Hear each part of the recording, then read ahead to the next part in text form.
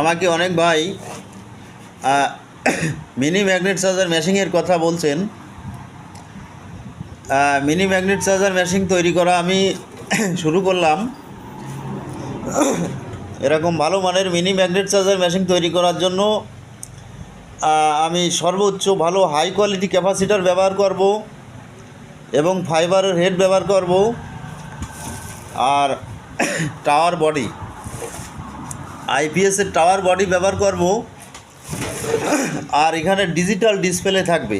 এই ডিজিটাল ডিসপ্লেতে দেখা যাবে ম্যাগনেটে কত % চার্জ হলো।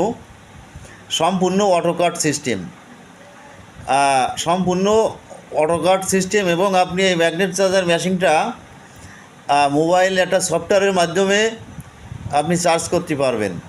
এখানে আমি পুশ সুইচ বা অন্যান্য সুইচ বেশি ব্যবহার করব না।